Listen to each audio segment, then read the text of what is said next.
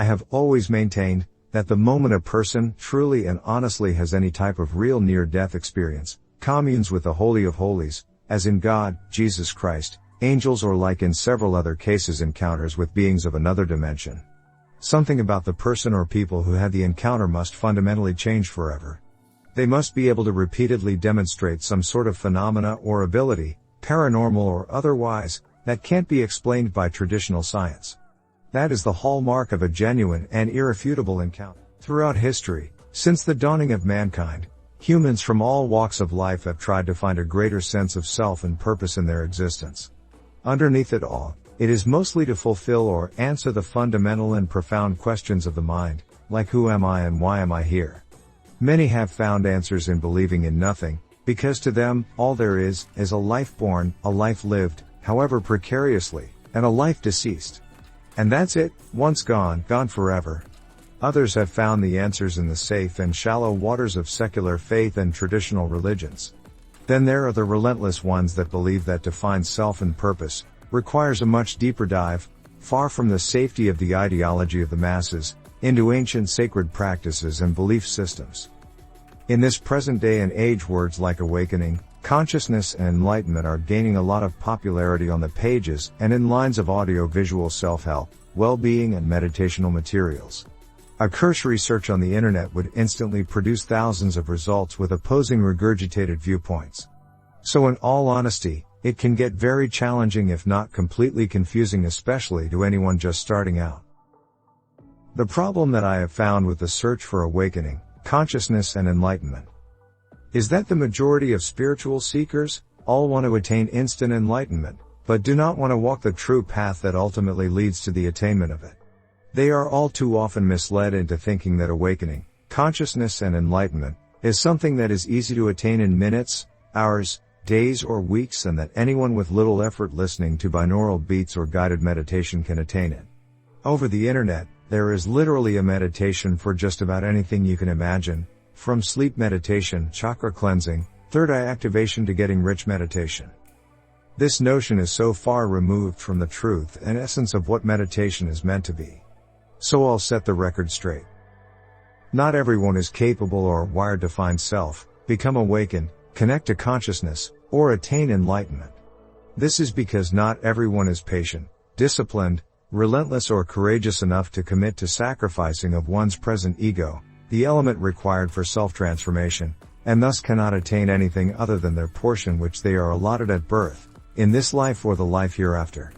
This may sound harsh, but it is true. The Bible puts it this way in the purported words of the Christ: "Unless ye be born again, ye cannot see the kingdom of heaven." This is the proverbial rebirth of Christianity. In Buddhism, the Buddha taught that attachment to self and ego is a central cause of human suffering, and to achieve liberation from suffering means to aspire for self-transformation. This is the essential goal of the Buddha's teachings. In Islam, spiritual transformation is the core objective of the purpose in what it means to be human. Too often we tend to neglect the well-being of our spiritual self, which contributes to existential crises, unwanted anxiety, feelings of emptiness, and a loss of purpose. There are actually 4 guided steps in the Quran for self-transformation. In fact, the tenet in every religious belief system that has ever graced this planet has transformation of self in one way or another at its core. Awakening, consciousness, and enlightenment are not an ideology, they are an actuality state of being that can be found on a specific path, reachable by taking an arduous journey specific to the individual seeking to find a greater sense of purpose. Let's go back to the books and scriptures of every religion possible. You will find the above to be an inalienable truth. To find awakening, consciousness, and attain enlightenment, one has to embark on a journey of transformation of self.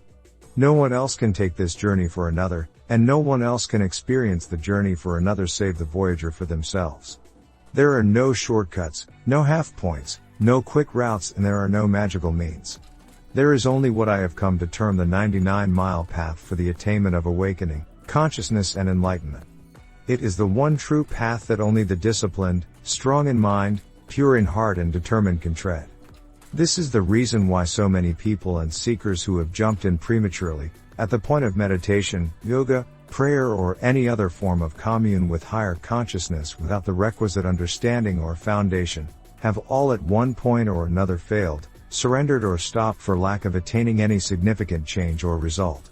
Those people, of feeble mind, quickly tend to point the finger at the religious discipline as having no validity or practical application to self in the broader sense of transformation. The Holy Book puts it this way: "Seek ye first the kingdom of heaven, and all else will be added unto thee." Other religions say the same, differently worded. The question many have asked is, why should it be so difficult for transformation of self in order to find a higher purpose and meaning to life? The answer is that attainment of enlightenment is not a joke. It is the elevation of the ego-less self to the level of understanding the theory and principle of everything that ever was, is and will be. The being in universal connection with everything, the oneness with enlightenment.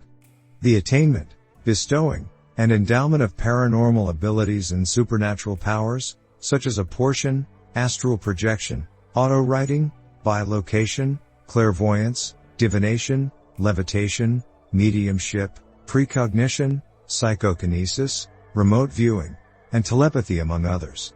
Believe it or not, that's a lot of supernatural power and out-of-this-world responsibility, usually reserved and privy to the gods and chosen ones. So the question I ask you in return is, knowing that which you already know about how truly intolerant, spiteful, envious, greedy and cruel some human life forms on this level of existence can be to their fellow humans.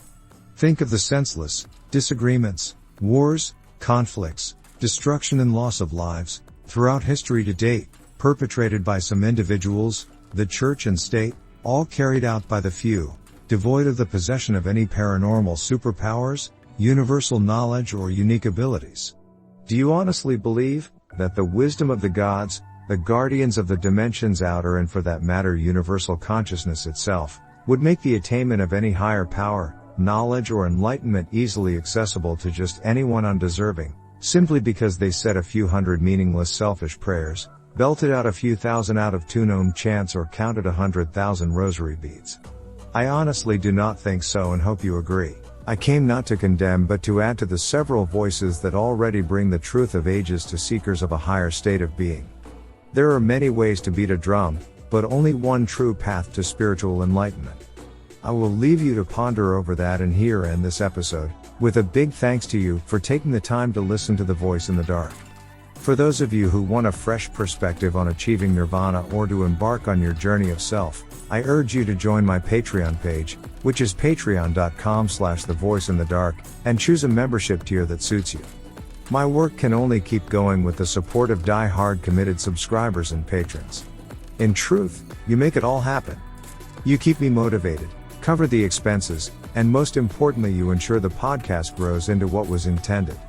You also make it possible for me to dedicate more time daily, weekly and monthly, into the researching and experimentation into higher consciousness. The data recording, analysis, summation and thereafter editing each message. All in a bid to get the episodes out faster, and bring as much as it happened when it happened components to each message. If you truly enjoyed this episode and you'd like updates about the Voice in the Dark, announcements about new episodes, or if you simply want to ask questions on how you too can find your path to a greater awakening and enlightenment of self, you should subscribe here and click the notification bell, and also follow me on Twitter, @thevoiceinthedark3. Once again thank you.